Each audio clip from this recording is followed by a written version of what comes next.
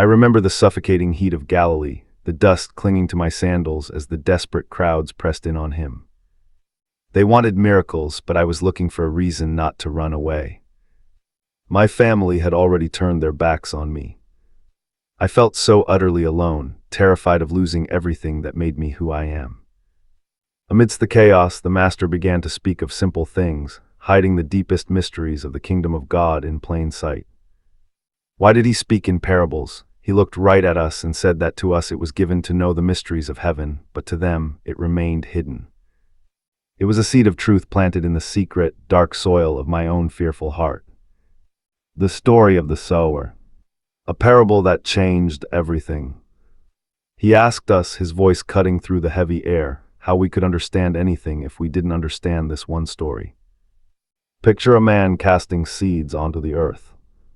Some fall on the hard, beaten path, others on shallow rocks, some are choked out by sharp thorns, and a few finally hit good soil. I listened, feeling a cold knot in my stomach. The seed was the word of God, but the soil was us. The soil was me. Was my heart hardened by the terror of the Romans? Was my faith shallow, ready to wither when the persecution came? Was I being choked by the suffocating loneliness of this new life? The seed is never to blame. Only a broken heart, shattered by grace, can ever bear fruit. I had to ask myself what kind of soil I had become. This foundational story cracked open a terrifying truth in my mind. The kingdom of God grows from a word that we must cling to, even when the world falls apart. Then he spoke of a man sowing good wheat in his field, only for an enemy to creep in under the cover of darkness and plant weeds among the stalks. The enemy acts in total silence, and here is the mystery that kept me awake at night, shaking with doubt. The weeds look exactly like the wheat until the very end. He was talking about us. The infiltrators, the false friends, the betrayers eating bread at our own tables. It is a reality I desperately wanted to ignore, yet the Master commanded us not to tear them out. We had to let them grow side by side until the great harvest. You and I have probably both felt the urge to forcefully tear the evil out of our lives, right then and there. But do you understand what his command truly means? The judgment will come, but only when the time is fully ripe. The true kingdom does not need to frantically uproot the weeds in a panic. It simply breathes, grows, and flourishes knowing the end is already written. What a staggering revelation for a heart as anxious as mine. The kingdom is incredibly patient, but it is never foolish. It waits quietly, but it will eventually divide the true from the false. We grow alongside the wicked, feeling their shadows, but we do not mix forever. The divine timeline was working, even when my fearful eyes could not see it. He pointed to a tiny mustard seed, the smallest speck of life, and I looked around at our pathetic group. We were just ordinary men, stripped of our traditions, lacking any political power, carrying no weapons, wandering without a temple to call our own. Yet he promised this seed would become a massive tree. But a cold shiver ran down my spine at his next words. The birds of the air would come and nest in its branches. I remembered what he taught before. The birds were the agents of the wicked one. This was not a comforting promise of peace, it was a bleak warning.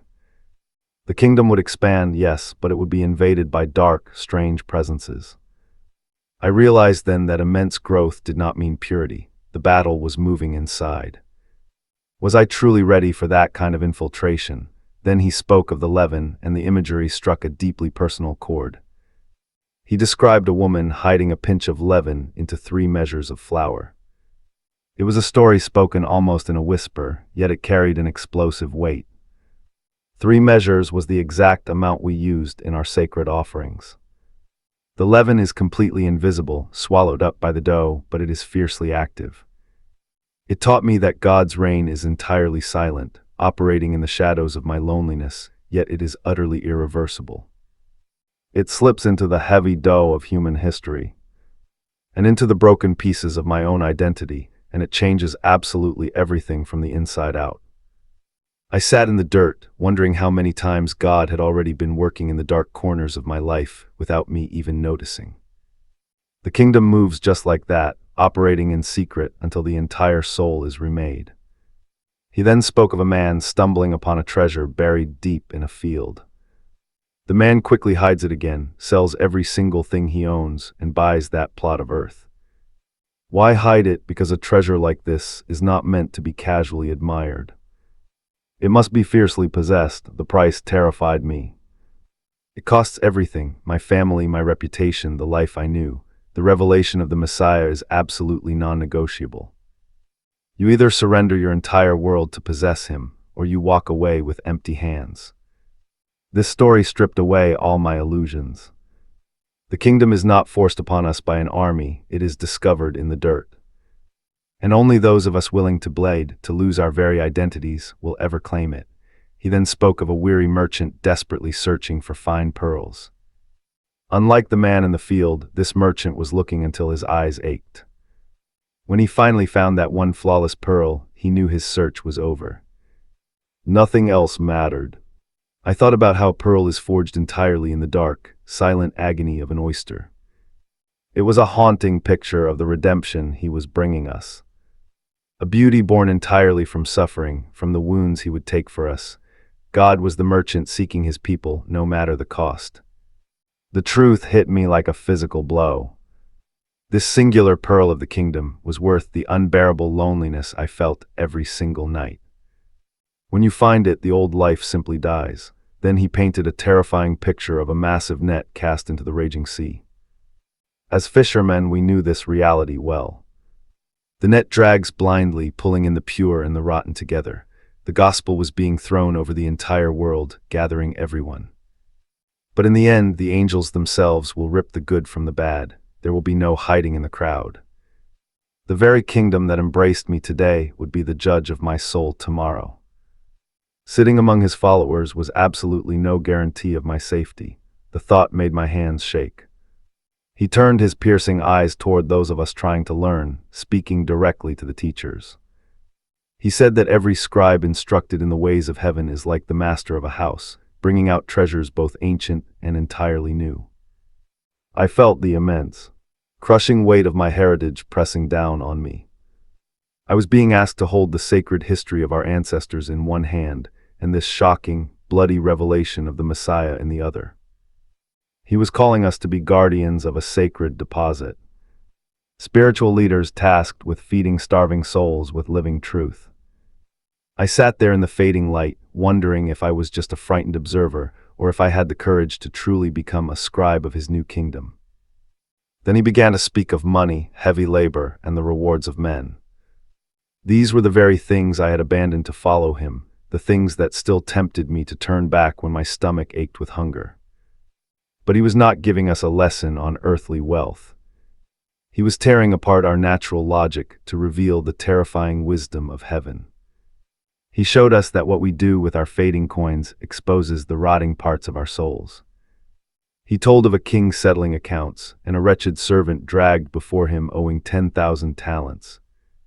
It was a mountain of debt, impossible to ever repay. I felt the servant's absolute terror, but then, defying all reason, the king was moved by a strange mercy and wiped the massive debt clean. But the story took a dark, sickening turn. That same forgiven man walked out and brutally grabbed a fellow servant by the throat over a pathetic handful of coins. He threw his own brother into a dark prison. When the king heard, his wrath was absolute, and the staggering forgiveness was instantly revoked. I felt a cold sweat break out on my forehead. How many times had I been that very monster? I was carrying an unpayable spiritual debt to God, a crushing weight of sin, and I was begging for the mercy of the cross. Yet my heart was so bitter, so quick to hate the Romans and the Pharisees. He warned us that if we hoard our forgiveness, we understand nothing of grace. Mercy given must become mercy lived. It is the only currency left.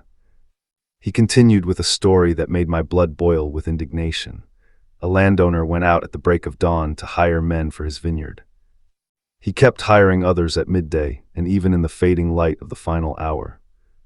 But when the heavy bags of coins were opened, every single man received the exact same wage. It felt like a slap in the face. It violated every rule of fairness I had ever been taught. I had sacrificed my family, my safety, my very name to be here from the beginning, while others strolled in at the end. But his eyes searched mine, breaking down my pride. He was destroying our pathetic human meritocracy. The kingdom was never about what we earned. It was an ocean of grace, drowning all our petty measurements. Then he spoke of a wealthy master leaving on a long journey, entrusting his vast fortune to his servants. To one he handed 5 talents, to another 2, and to the last man just 1. He measured out the burden exactly according to what their frail shoulders could carry. There was no cruelty in it, only deep purpose. But the man given the single coin was paralyzed by the exact same terror that gripped my own chest every morning. He dug a hole and buried it in the dirt. He was not condemned because his portion was small. His damnation came because the fear made him completely useless. I felt sick to my stomach. This was a terrifying call to step out of the shadows. I was holding a piece of heaven, and I was terrified to use it. I still shiver when I remember the words he spoke about the unprofitable servant being cast out into outer darkness. The chill of that image settled deep in my bones. His message was terrifyingly clear. The kingdom of heaven demands our action, our unwavering faithfulness. Every single breath we are given has an eternal weight. What was I doing with what the Almighty entrusted to me? Then he told us about the rich man whose land produced so much he tore down his old barns to build massive new ones. The man thought he was secure, but God told him, "You fool, tonight your soul will be demanded of you." That parable hit me like a stone. Tomorrow is not mine, it belongs entirely to him. There is no sin in having food on the table. But I felt a terrible sting of guilt, realizing how easily I place my security in the things of this world. The rich fool's mistake was not the wood and stone of his barn, but the rot inside his heart. A man can have overflowing pockets and a completely empty soul before the Creator. As I listened, I had to ask myself, am I building storehouses for my pride or altars for my God? Then he confused us all with the story of the unjust steward who wasted his master's wealth. The master actually praised the dishonest man. Not for his lies, no, but for his sheer desperation. He acted with absolute urgency when his world collapsed. Why was I so spiritually asleep? Stick with me here, because you and I both know how confusing his next words sounded to a crowd like us. He commanded us to make friends with the wealth of unrighteousness. What did the master mean? He was warning me that I must use whatever money I have with my eyes fixed entirely on eternity, giving with a generous and purposeful spirit. It was a heavy lesson. If I cannot be trusted with a handful of copper coins, how can heaven trust me with true riches? My grip on my possessions felt like a chain around my neck. Then his voice shifted, growing dark and solemn. He began telling us about a wealthy man and a starving beggar named Lazarus. The poor man was given a name. God saw Lazarus. The rich man remained nameless, utterly unseen. One man woke up in unbearable agony, the other in the gentle comfort of Abraham's embrace. I remember standing in the dust, wondering if this terrifying vision of the afterlife was a symbolic tale or a literal warning. The truth cut right through my fragile defenses. He spoke of an impassable chasm between a life of stubborn pride and eternal comfort. My financial secrets and moral failures have consequences after death. Then he looked directly at the crowd and commanded us to keep our lamps burning brightly, ready for action. He called us to total spiritual vigilance. The servant who stays awake through the cold night will be rewarded, but the one who falls asleep, thinking the master is delayed, will be caught completely off guard. Will I be ready when that sudden moment arrives? This teaching tied everything together for me, my daily labor. My stewardship, the looming reality of judgment. Eternity is breathing right down my neck, closer than it appears. He pressed harder, asking us who among us is the faithful and wise servant trusted to care for the household. He painted a stark contrast between the loyal steward who feeds his people at the proper time, and the wicked one who beats his fellow servants because he thinks the Lord is delayed. I thought of our religious leaders, the false shepherds who demand our absolute submission. It was a heavy, unyielding warning to anyone who dares to teach or lead others while harboring cruelty in their heart. His warning was absolutely brutal. Judgment will be severe for those who use the Almighty's name to dominate, exploit, or neglect the vulnerable. He made it clear that true leadership is found in bleeding for others, not in elevated status. Even my quiet, unnoticed faithfulness will be remembered in eternity. Yet just as the fear of judgment threatened to crush my spirit, his voice shifted. He began to speak of divine mercy, and I had never heard anyone describe heaven with such breathtaking tenderness. He did not give us rigid theology. He told us stories overflowing with wild compassion and open invitations. If you want to know how the Father actually looks at a broken sinner, you only need to listen to what he said next. He asked us to imagine a shepherd who has 100 sheep but loses just one in the wild. This shepherd abandons the 99 in the open wilderness and tears through the dangerous brush to find the single stray. When he finally lifts it onto his shoulders, he celebrates more for that one bruised animal than for all the rest. It made absolutely no sense to my practical, survival-driven mind. Leave the whole flock for one wanderer. But this, he explained, is the beautiful, irrational logic of the kingdom. It is a heaven that fiercely values the lost and throws a massive festival for restoration. My eyes burned with tears. The Creator of the stars is not indifferent to my wandering. He notices when I stumble into the dark. You and I have probably both felt that exact same isolation, wondering if anyone would even notice if we just disappeared. How many times have I been that single, terrified sheep, caught in the thorns of my own mistakes? Hearing his words, I realized that God's grace is an active pursuit. It is a shepherd who chases you down into the ravines. It was an invitation to trust that even in my deepest loneliness, I hold massive value in heaven. Then he shifted the picture, taking us from the rugged fields straight into a peasant home. He spoke of a woman who possessed 10 silver coins, her lifeline, and somehow lost one. She lights her lamp and sweeps the dirt floor furiously until she finds it. And then she calls everyone to celebrate. The detail that struck my heart was terrifying. The coin did not run away into the hills like the sheep. It got lost right there inside the house, swallowed by darkness through simple, quiet carelessness. How much of my own soul have I lost while sitting faithfully in the synagogue? I was losing my identity, buried under the heavy routines of empty religion. He was telling me that divine mercy shines a brilliant light into our spiritual darkness, cleansing the floor until we are recovered. No one is beyond his reach. Then he broke us completely with the story of a man who had 2 sons. The younger boy arrogantly demands his inheritance, walks away, and burns it all on reckless living. When a brutal famine hits, he is left starving. The broken boy drags his filthy body home, expecting to be treated like a hired slave. But the father actually runs down the dirt road, throws his arms around him, and completely restores his honor. I wept, feeling the agonizing weight of my own secret rebellions. But then he spoke of the older brother, the one who stayed behind, angrily refusing to join the music. Here was the piercing depth of the story: 2 sons, and both were lost. One ran away out of pure, selfish lust, while the other stayed away out of bitter, cold pride. And the father desperately loved them both. It was a terrifying mirror. Was I the rebel, or was I the religious hypocrite resisting grace? Just days later, a lawyer tested him, asking who my neighbor truly is. Jesus answered with a story of a traveler beaten bloody, robbed, and left half dead on the dangerous Jericho road. A holy priest walked right past the dying man, completely ignoring him. A dedicated Levite did the exact same thing. But a Samaritan, a foreigner my people are taught to violently despise, stopped in his tracks. He felt deep compassion, bandaged the man's deep wounds, and paid out of his own pocket for his recovery. My stomach twisted. He was violently tearing down our arrogant stereotypes of holiness.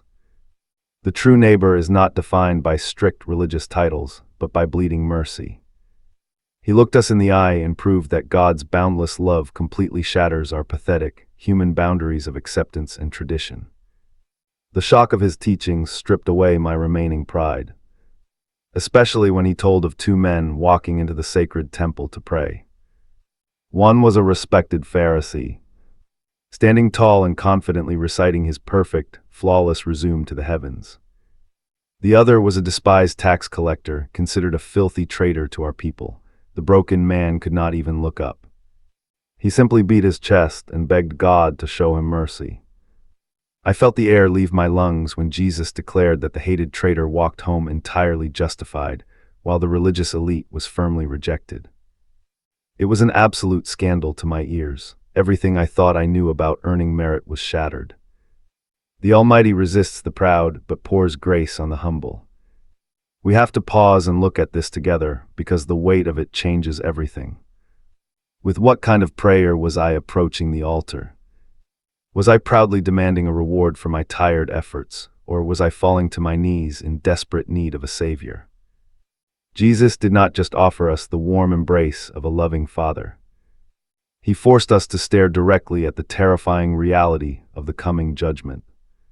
He never lectured us with dry, theological theories about the end of the world.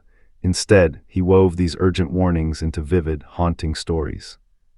He made it agonizingly clear that the eternal kingdom is breaking into our world right now, but it brings a brutal separation. Every hidden motive will face a final, unavoidable reckoning. These dark parables about the end of the age became a frightening mirror for my own present life. He spoke of 10 young women going out into the night with lamps to meet a bridegroom. It sounded like a serene, joyful wedding song, but a thick spiritual dread hung over his words. All 10 girls waited in the dark. Only 5 were wise enough to bring extra oil. When the hour dragged on, they all grew exhausted and fell asleep. Then the midnight shout rang out. The foolish girls panicked, their lamps flickering out in the cold wind, desperately begging the others for oil. He looked right at me. Having the outward look of faith means nothing. You must possess the burning inner life of the Spirit before that heavy wooden door violently shuts. I stood in the dusty crowd, the sun beating down on my shoulders, realizing his words were not for the Romans or the pagans. He was looking right at us, the followers. You and I have to ask ourselves what we are truly holding in our lamps. When he spoke of the faithful steward from Luke 12, my chest tightened. He asked who the wise servant was, the one trusted to feed the house and wait. I felt the cold grip of fear. What if I am the one who grows tired of waiting? The one who turns bitter, striking out at my brothers because the master delays. The terrifying truth washed over me. The more of his light we are given, the heavier the weight we carry on our shoulders. His gaze shifted toward the men in fine robes, but the warning echoed in my own soul. The master will return, and his judgment will burn hottest for those of us who knew the truth but buried it. He offered no soft comfort. There will be punishment, measured exactly by what we chose to ignore. I trembled, wondering what I had done with the bread of heaven he gave me. Then he shifted to the story from Luke 18, about a cold, godless judge and a desperate widow. She had nothing but her voice, begging for justice until the corrupt man finally broke. I held my breath as the teacher asked, "Will not the true God avenge his own chosen people, the ones crying out in the dark?" The contrast struck me like a physical blow. If a wicked, broken man can be worn down by a beggar, how could I ever doubt that the righteous judge of heaven hears my weeping? But then his voice dropped, heavy with a sorrow that made me feel entirely alone. When the Son of Man comes, will he find any faith left on this earth? That question still haunts my quiet moments. He is looking for a stubborn faith, the kind that survives the long, crushing silence of God. Then he spoke of the end from Matthew 25.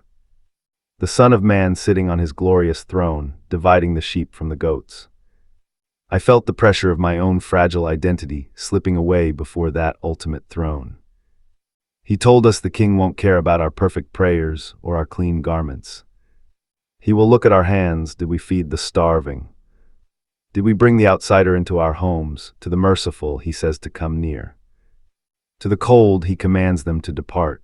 I realized with a sickening dread that both sides were completely shocked. They didn't even know what they were doing. It made me look down at my own hands. True belief bleeds into how we treat the broken, while a fake faith hides quietly in the things we fail to do. Eternity is decided by whether we became a reflection of his love. He was tearing open our chests, judging the hidden motives of our hearts. He was saving us, yes, but first, he was undoing us. Listening to him, you and I could easily think these were just simple stories about farmers and coins. but they were sharp stones aimed right at our pride. He was forcing us to grow up, to strip away the thick layers of our fake religious shows and find the raw essence underneath. It is terrifying to see yourself so clearly. Then I watched him sit at the table of Simon the Pharisee, right out of Luke chapter 7. A broken, weeping woman was washing his feet, and the room was thick with quiet disgust. Jesus looked right at Simon and spoke of a man who had two debtors. One owed 500 coins, the other only 50. I felt my face flush, knowing I was just as guilty as the men sneering at her. He trapped Simon beautifully, and in doing so he trapped me too. Both people owed a debt they could never repay. Both were wiped clean, but who will love the master more? Simon muttered the only possible answer, the one who was forgiven the massive debt. Jesus nodded, and the arrogance of every holy man in that room shattered. I suddenly felt sick, realizing how often I forgot my own massive spiritual debt while judging the dirt on someone else. We were seeing the clash of two faiths, the cold, dead stare of the law and the messy, weeping worship of the broken. Then my mind raced to his words in Matthew 7. The terrifying picture of the storm and the man who built his house upon the solid rock. He painted the picture so vividly I could almost hear the wind howling. Two men, two houses. One digs deep into the hard rock, the other settles for the soft, easy sand. The storm always comes. It is coming for me, and when the floodwaters crash against the walls, all our pretty religious words mean absolutely nothing. It is a terrifying realization that hearing his voice isn't enough. I have to obey, even when it costs me my standing in the synagogue. It is an agonizing call to dig deep into the dirt of my own soul. If I am just putting on a holy face, the storm will wash me away completely. Then he asked a question from Luke 6 that made my blood run cold. Can a blind man lead another blind man without both falling into the pit? It was a simple question, but it cut like a Roman blade. Of course they both fall. I looked at the priests and teachers I had followed my entire life. I had trusted them with my soul, yet they were entirely blind to the Messiah standing right in front of them. The dread pooled in my stomach as I wondered who I was blindly following, and worse, who was following me into the dark. Passion for the law isn't enough if you cannot see the road. I felt the desperate need for real vision, a light that only comes from his truth. We have to wake up and see clearly before the ground gives way beneath our feet. Then he started talking about the new wine and the old wineskins, a lesson from Matthew chapter 9 that turned my world upside down. You don't sew a fresh piece of cloth onto a rotting tunic, and you don't pour raw, bubbling wine into old, brittle skins. I heard the murmurs of the crowd complaining about fasting, but Jesus was talking about something far more dangerous. He was saying my entire way of life, my strict traditions, my safe rules, was old leather about to burst. His truth is wild, fermenting, and alive. I felt this intense pressure inside. I was trying to cram his grace into my small, rigid boxes, and it was tearing me apart. He didn't come to put a polite patch on my broken life. He came to burn the old system to the ground and start over. The loneliness of leaving the old ways behind is heavy, but staying means bursting under the pressure of the new wine. Then he spoke of the fig tree from Luke 13. A man plants it, waters it, waits 3 long years, and finds entirely empty branches. You and I both know the tree is us. It is Israel, it is my own barren soul. The master raises the axe to chop it down, and the panic in my chest flared. But then the gardener begs for 1 more year.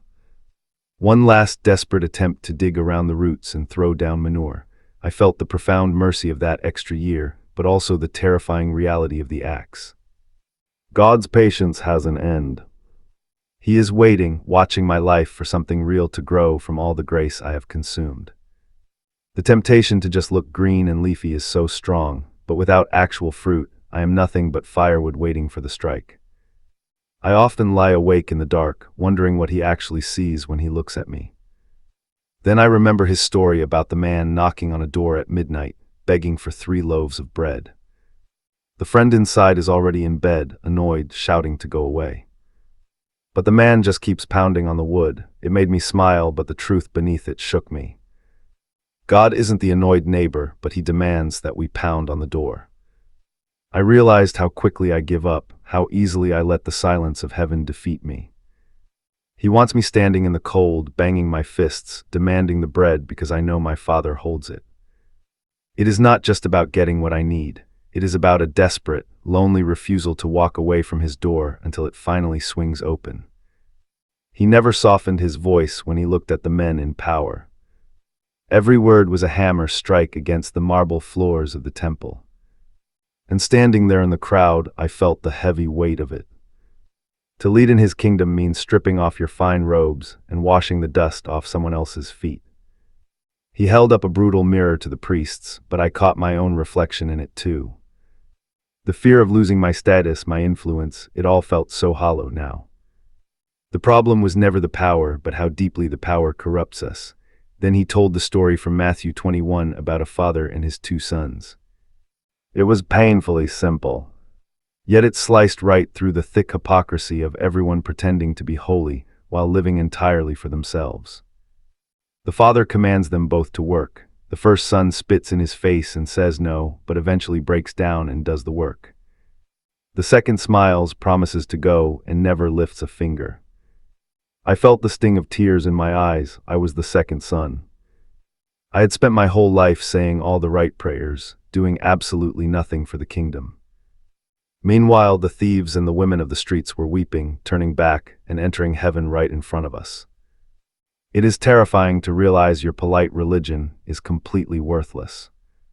Real authority is born in the quiet, lonely dirt of obedience. Then he told the story of the wicked tenants from Matthew 21, and the atmosphere in the courtyard grew as heavy and dark as a coming storm. The master trusts his vineyard to the farmers. When he sends messengers to collect the harvest, the farmers beat them bloody. Finally, he sends his only son, thinking they will respect him. Instead, they drag him out and murder him. You and I could feel the tension in the air snapping. He was talking about us. He was staring at the priests who were already plotting his death. I felt sick to my stomach, trapped in a system that was about to kill the very God we claimed to serve. The vineyard is going to be ripped from our bloody hands. God will not tolerate our violent, selfish rule forever. I walked away that day trembling, staring at my own hands, terrified by the question of whether I was a faithful worker or a thief stealing the master's land. I was a respected man, I wore the fine robes, but when he spoke of the wedding feast, my blood ran cold. He said the king invited his closest friends, people like me, but they refused. They murdered the messengers, so the king burned their city and invited the beggars. But then came the terror. One man got in without a wedding garment, and he was thrown into the outer darkness. I realized, looking down at my own expensive linen, that my robes meant nothing to this king. The indifference of my peers, the negligence of the poor, it was all exposed. I felt naked, stripped of my righteousness, standing before a judgment I wasn't prepared for. I can still hear the silence that fell over the crowd when he finished. Many are called, but few are chosen. Let me ask you something. Have you ever received an invitation so magnificent that it terrified you? Because you and I must understand the weight of what he was offering. This wasn't just a meal, it was a divine summons. My entire life, my spiritual authority, was built on assuming I already belonged at that table. But standing there in the dirt, I realized that true authority demands absolute reverence before the divine. Have you truly valued the honor of being invited? Or are you, like I was, taking your seat for granted while your soul starves? He pointed to a gnarly old fig tree by the road. I knew the scriptures inside and out. I was a teacher, a guide, a guardian of the law. But when he spoke of the branches softening and the leaves sprouting as a sign of the approaching summer, a deep loneliness washed over me. He was looking right at men like me. We were the prophetic clock watchers, yet we were entirely blind. He warned that the generation seeing these signs would witness the Son of Man. My mind raced with fear. I had memorized every doctrine, every ancient scroll, but I was failing to discern the very moment unfolding before my eyes. Leadership without perception is just a blind march into the abyss, and I was leading the parade. I asked myself that day, do I even know what hour I am living in? Then he struck at my greatest temptation, pride. He spoke of being invited to a wedding and warned us not to take the highest seat. Every word felt like a physical blow. I spent my whole life fighting for the head of the table, craving the eyes of the room. He said whoever exalts himself will be crushed, brought low in shame, but the humble will be lifted up. My identity was tied to my position, but he revealed that true authority is forged in posture, not titles. It is a leadership wrapped in absolute meekness, one that doesn't need applause to be real. I stood there terrified, wondering if I was seeking the first place, only to end up utterly lost. He kept tearing away my defenses. He told of a man throwing a massive banquet, but the chosen guests all had excuses. One bought a field, another bought oxen, another just got married. My own excuses echoed in my ears. You and I know how easy it is to let the demands of our daily lives drown out the call of God, don't we? The host in his fury ordered his servants to drag in the crippled, the blind, the outcasts from the alleys. He was talking about me, about my refusal to drop my worldly ambitions. He made it violently clear, the feast will happen with or without the first guests. My heart pounded with the realization that my precious position meant nothing. If I didn't respond, I would be entirely replaced. The terrifying thing about him was how he could dismantle your entire reality with just a handful of words. His shortest parables were the ones that cut the deepest. Small, heavy capsules of heavenly wisdom, deliberately designed to disturb a comfortable mind and break a hardened heart. To the ignorant, they were just quaint metaphors about farming or cooking. But to me, each one was a blinding ray of light, exposing the rotting floorboards of my soul. He looked at us and said we were the salt of the earth. In my tradition, salt was sacred, a symbol of purity, of preservation, of the unbreakable covenant with the Almighty. But as he spoke, I felt the terrifying weight of what happens when that covenant is broken. If the salt loses its flavor, he asked, how can it be made salty again? It is thrown out. Trampled underfoot, the pressure in my chest was unbearable. He was telling me that if I lose my inner essence, my outer influence is completely worthless.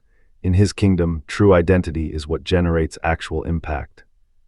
Salt doesn't exist to sit in a pristine jar.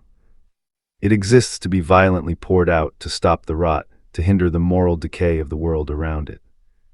It preserves truth in a dying culture. I looked at my hands, shaking, and the fear gripped me completely. Did I still have any real flavor, any actual power to preserve truth? Or had my entire religious life dissolved into a pathetic, powerless ritual? Then he pointed to the lamps. You don't light a candle and shove it under a basket, he said. The lamp is a life completely ignited by the Spirit, burning wildly with truth. We need to stop and think about this together, you and I in my culture. Light meant divine revelation, the piercing discernment of God himself. He was commanding us to place our lives on a pedestal so high that the Father's glory could not be ignored. But light doesn't just guide. It violently exposes everything hidden in the shadows. To be that light meant inviting the hatred of a world that desperately loves the dark. I felt the agonizing pressure of my own cowardice. I had spent my whole life hiding under the basket of religious safety. Someone asked if only a few would be saved, and his answer still haunts my nightmares. Strive to enter through the narrow door. He didn't describe a welcoming, wide-open gate. He used the word combat, a bloody, agonizing struggle. You don't just wander into the kingdom of heaven by accident. It takes a violent, intentional tearing away of your old identity. He warned that the door would eventually slam shut.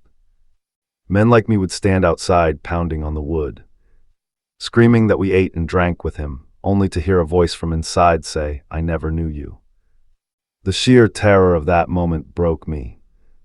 Was I agonizing to squeeze through that narrow door, or was I happily marching down the broad, comfortable road to hell? That day on the dusty road shattered the man I thought I was. The fear, the isolation, the crushing realization that my identity had to die so that I could truly live, it changed everything. If the raw, terrifying truth of his words has pierced your soul today the way it pierced mine back then stick with me. Here on this channel, you and I are going to keep tearing back the veil of the scriptures.